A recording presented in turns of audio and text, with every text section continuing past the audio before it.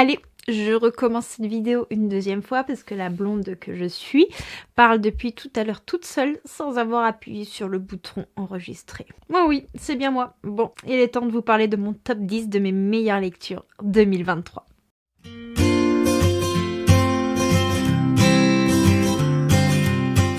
Hello mes petits érudits, c'est Johanna, bienvenue dans ma citadelle, je suis ravie de vous retrouver aujourd'hui pour vous parler de mes 10 meilleures lectures de l'année 2023. Je sais que c'est une vidéo que vous aimez beaucoup en fin d'année et ça tombe bien puisque moi j'adore vous la tourner. Je vais vous parler de mes meilleures lectures dans mes découvertes. Je ne mentionnerai aucune relecture, sinon il n'y aura aucun suspense.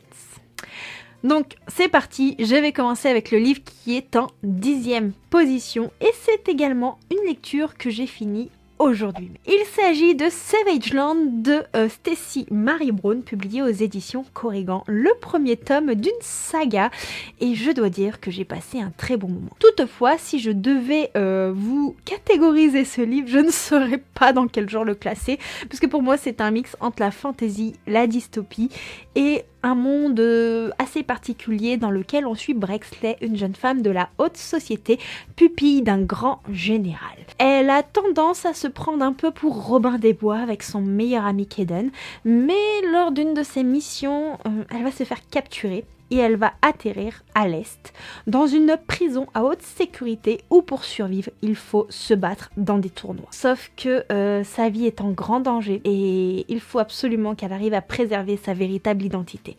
Je ne vous en dis pas plus parce que je trouve que c'est très très chouette de se laisser porter. Personnellement, quand j'ai lu ce livre, je n'avais pas le résumé en tête, ou si ce n'est vraiment que le premier paragraphe, et pour moi c'est absolument suffisant. Et puis on a une petite phrase ici qui pourra peut-être vous donner envie, c'est pour survivre, elle doit s'allier à son pire ennemi. Et je dois dire que j'ai beaucoup aimé Warwick. Voilà, je ne peux pas vous en dire plus si ce n'est que là j'ai terminé le tome 1 et je suis là en mode il va falloir que je commence le tome 2. Voilà, tout simplement. Donc voilà, cette saga fait partie de mes nouvelles sagas qui me hype vraiment beaucoup. En 9e position, il y a un petit webtoon que j'ai dévoré. Il s'agit de Because I Can't Love You de Leaf. J'ai les 2 premiers tomes en format papier, mais je suis à jour dans la saga sur l'application Webtoon. On est dans une saga où on suit un groupe d'amis, et notamment 2 personnages en particulier, même si on a tout le groupe d'amis, Pretty et Cole. Tous 2 sont jumeaux, mais tous 2 crushent sur Liam, le petit garçon que vous voyez là. Enfin, pas si petit que ça, le garçon. Hein. Pretty, elle se cache pas de son attirance pour Liam, mais Cole, personne ne sait qu'il est homosexuel. Donc voilà un petit peu l'intrigue. Et on va suivre un groupe d'amis au sein de cette histoire.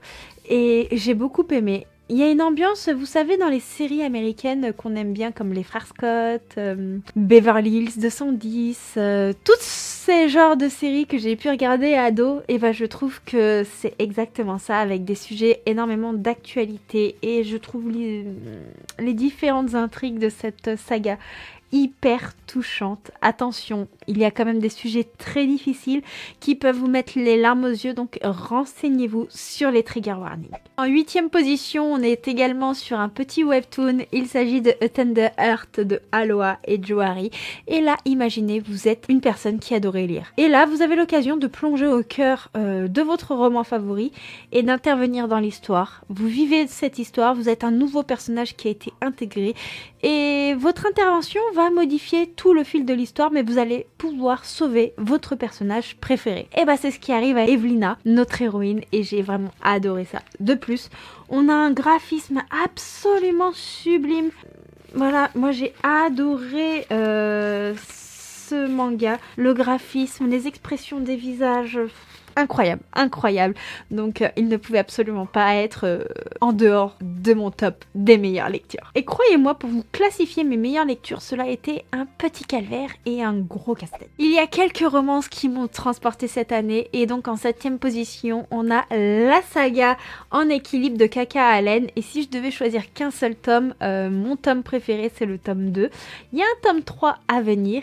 Cette saga, c'est de la bonne humeur, de l'amour, l'humour, de la danse.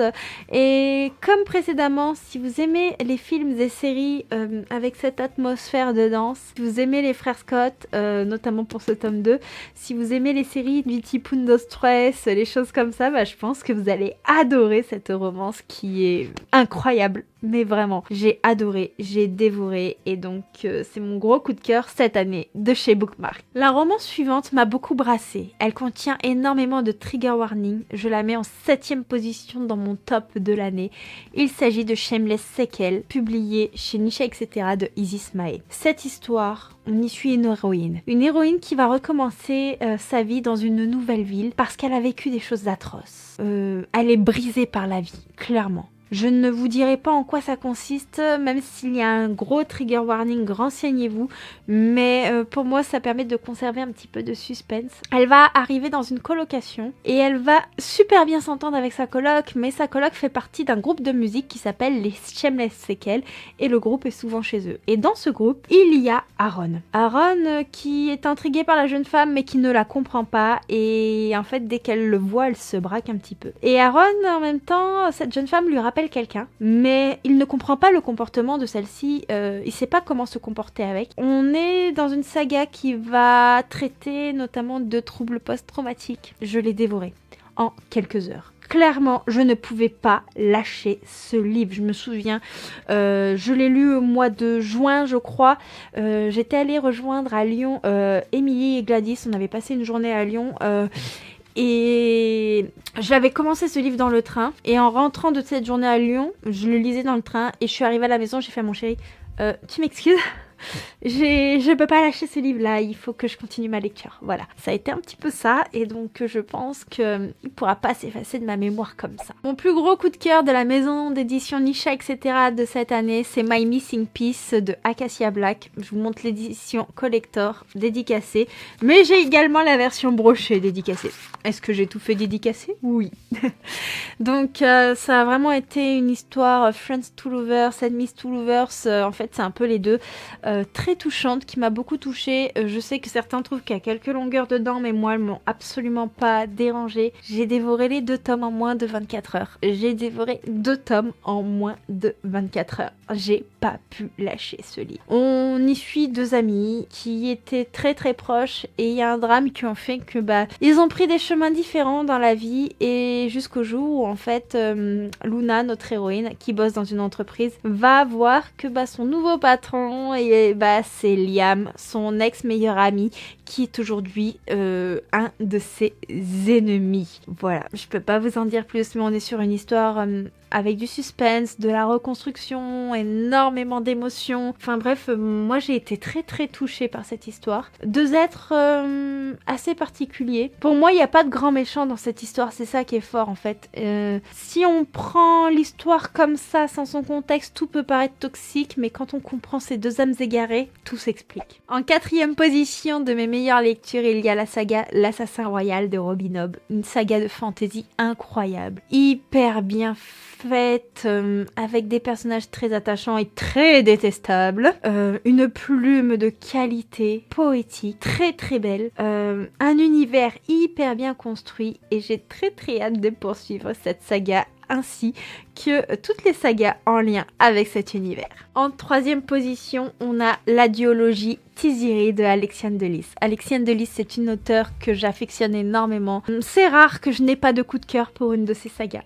Clairement, c'est très très rare. Et ici, on est dans une histoire avec des vibes de Avatar. On a des héros très nuancés. Et j'ai tellement aimé Tiziri. Je vous ai posté mon avis complet sur Instagram, justement, ce dernier dimanche. Donc, n'hésitez pas à aller le voir. Mais clairement, je vous conseille de lire Tiziri d'Alexiane Delis. C'est pépite, c'est incroyable, ça se dévore, c'est une histoire de qualité. Clairement, c'est une histoire de qualité qui mène à la réflexion et qui vous emportera. Chez les éditions du Chat Noir, je me suis pris une claque et c'est pour ça que ce livre est en 2e position avec Et parfois elle revient de Nora Lake. Alors attention, si vous aimez les histoires qui se terminent bien, ce n'est pas le cas. On est sur une petite nouvelle qui fait à peu près 103 pages, qui se dévore, mais qui est incroyablement triste. J'annote pas souvent mes livres, mais là, j'ai pas pu m'en empêcher. Et les 3/4 du temps, c'est sur ce genre de nouvelles des éditions du Chat Noir où je peux pas m'empêcher d'annoter. Parce que ce sont des récits forts, assez engagés, ici, qui vont traiter du deuil, de la romance entre 2 femmes et de rites funéraires. Et c'était tellement poignant, tellement beau, tellement poétique.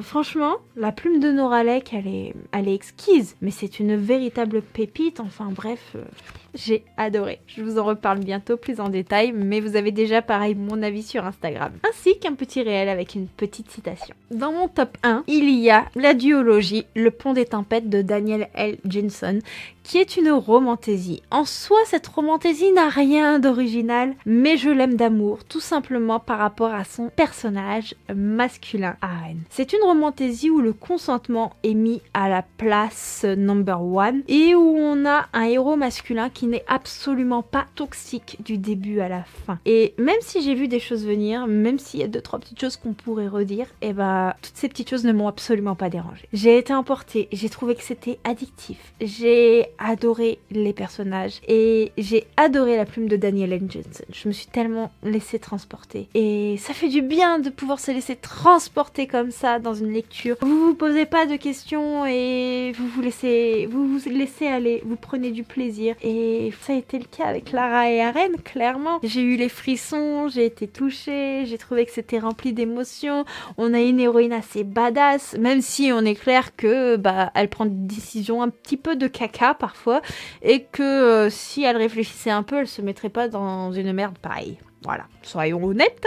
Mais Aren, c'est un personnage que j'ai trouvé fidèle du début à la fin de la duologie de ce premier couple, puisque la saga continue avec d'autres couples. Mais voilà, rien que pour ça, je suis amoureuse de cette histoire, tout simplement. Voilà, ce sera tout pour mon top 10 de l'année 2023. Celui-ci peut changer puisque je vous tourne cette vidéo, on est le 10 décembre. Donc forcément j'ai d'autres lectures en cours actuellement qui peuvent modifier ce top 10, mais voilà, ça vous donne un ordre d'idée sur mes meilleures lectures et n'hésitez pas à me partager votre meilleure lecture de l'année en commentaire, ça me ferait super plaisir. Si vous êtes arrivé en bout de cette vidéo, n'hésitez pas à me mettre une petite emoji livre, puisque j'ai pas du tout d'inspiration niveau emoji aujourd'hui, donc une petite emoji livre en commentaire si vous êtes arrivé jusqu'ici. Et en attendant, je vous souhaite de très belles lectures, un très bon week-end et on se retrouve très vite pour une prochaine vidéo. Ciao ciao.